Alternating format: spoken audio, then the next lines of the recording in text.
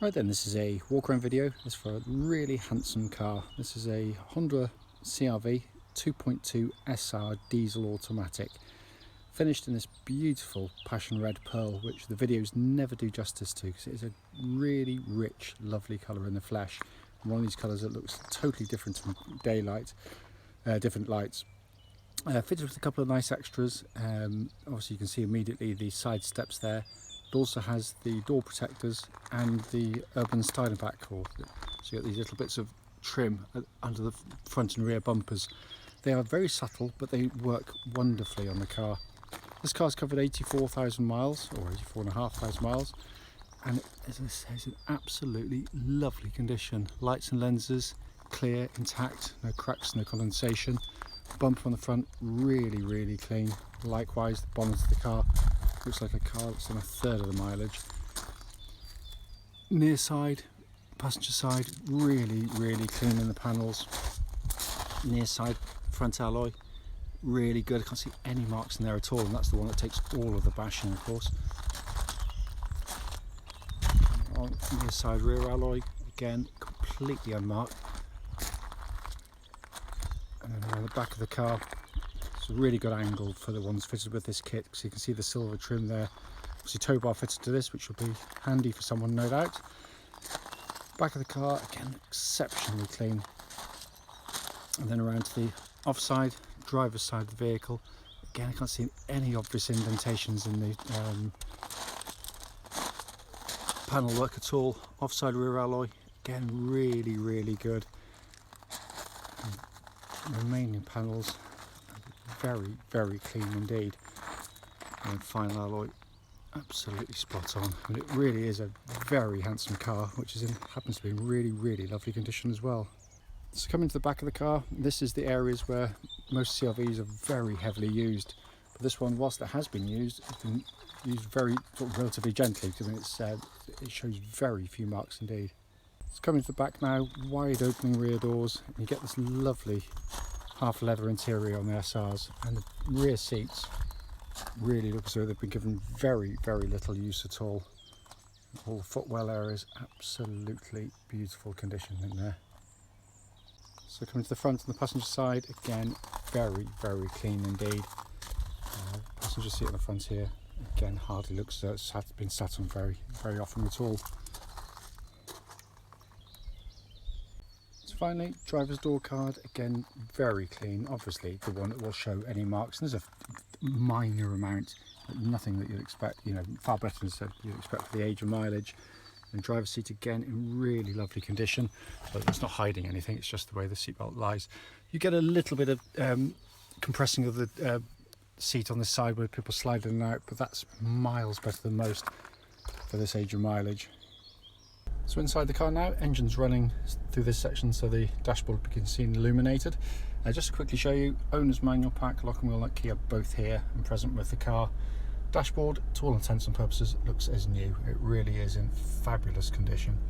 If we go up there and pop the car into reverse, you get that lovely clear gridded parking camera, all working exactly as it should. But as it has been kept absolutely beautifully. And up to the main binnacle, you can see there 84,580 miles, and there are no warning lights on whilst the engine's running at all.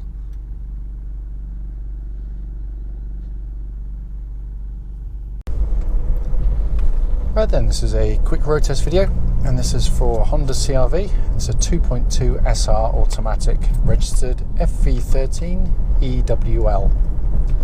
Mileage at the start of the road test is 84,581. The reason we do these videos is basically so that if anyone's looking at any of our cars online, they'd get to see the car we're advertising actually in operation. And as I always say, it's really important to us, this, because we know to our cost how frustrating it can be to go and see a car which can look perfectly good in the description, but only to get them find out when you drive it it's got a fundamental problem that shows up whilst obviously driving the car along.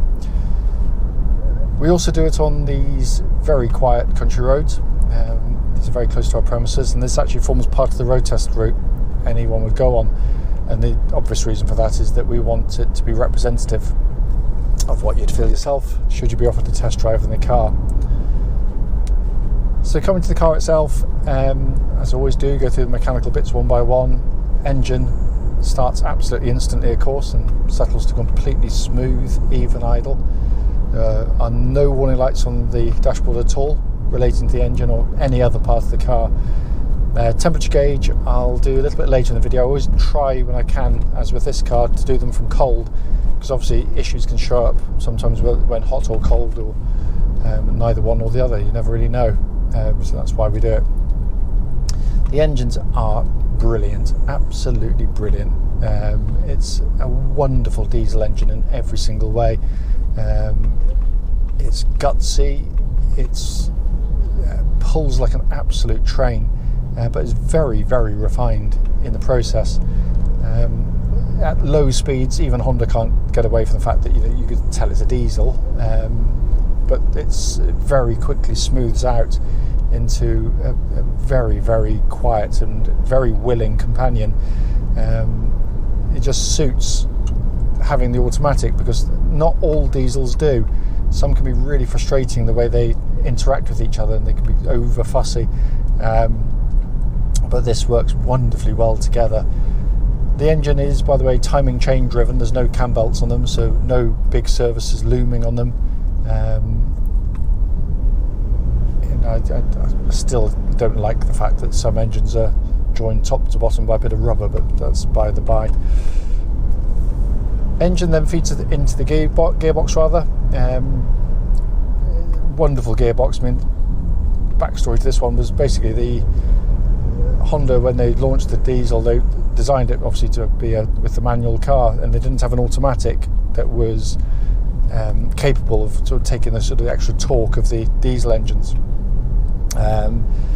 So rather than develop a completely new one, it's complete engineering overkill, but they used the gearbox out of the Honda Legend flagship, which is a 300 horsepower monster. So clearly it's massively over-engineered in effect for what it's doing, and that gives it its reliability because we don't touch them. It's a wonderful, wonderful gearbox, and as I say, its interaction's brilliant, but the gear change quality is absolutely superb. Generally speaking, on the move you can hardly even feel it, but very, very nice indeed. Steering of the car, very nicely done as well. It's got a nice weighting to it, which makes the car feel very secure and solid on the road. But unlike so many SUVs where the manufacturers seem to give it as an excuse to give it kind of van-like driving characteristics, this is precise, it's accurate, it flows through corners really nicely and works very well with the suspension of the vehicle. The suspension, there's a horrible bump just here. What I'm listening out for is any sort of mechanical clonking noises coming from underneath the vehicle, sort of, you get the sharp metallic noises, and there's nothing at all. You hear it hitting the bumps, but nothing more than that.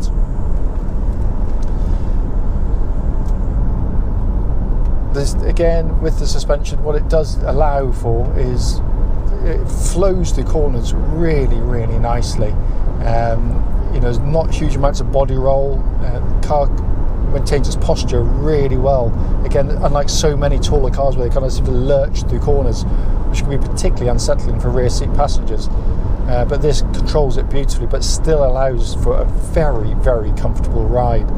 As I always say, Honda know this market so well, because the CR-V is the best-selling SUV in the world, and it's easy to see why, because they do everything that you want from an SUV absolutely brilliantly well.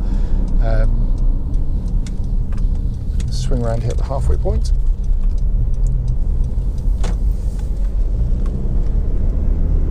So I'm going to get up to speed and give the brakes a bit of a shove. I'm not going to go too mad on them. I normally hit them quite hard. The reason being that we've literally just fitted brand new brake pads to the front of the car, and obviously you're meant to bed them in, so I'm not going to go overly aggressive.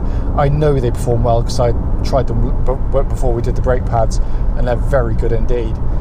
But basically just touching the brake pedal now brings the car down nice and straight and true, but what I'm looking for in that initial application is I don't want to feel any kind of vibrations or kind of pulsing on the brake pedal, and there's nothing at all. It's absolutely as it should be. So coming inside the car, the first thing you notice when you get into the CR-Vs is the absence of any squeaks or rattles. They are beautifully put together cars. It irritates me no end when you hear the same old garbage being spewed by the motoring press when they are handed brand new cars by manufacturers and they laud the usual candidates are the best built, all the, it's rubbish basically. Build quality is nothing to do with initial quality, it's to do with how well these things last over a period of time and how well they stay together. And this is where the Japanese, and Honda in particular, are brilliant. It literally exhibits no noises, and I've been in so many makes of cars particularly where they're seen as the greatest builders of cars, and yet they can squeak and rattle and groan far younger than this car. And yet this car's done 84,000 miles and effectively might as well be driving a new one. That's how it feels. It's also a lovely place to sit and operate a car. The dashboard really nicely laid out. And as I mentioned in the walk-around video, it's just in stunning condition in here. It's how someone can keep a car as well as this is beyond me, because unfortunately me and my family, we can't. But it's in lovely condition. But as I said, it works really nicely. You've got a big radio there. Obviously got the rear camera when you're stationary. Air conditioning system with dual zone. You have different temperatures side to side, obviously sort of within reason anyway. Air conditioning pumps out absolutely ice cold air, by the way. It really is very, very cold indeed, and that's obviously all working absolutely perfectly. Switch gears got that lovely damped kind of rubbery clicky action that Honda do again absolutely brilliantly.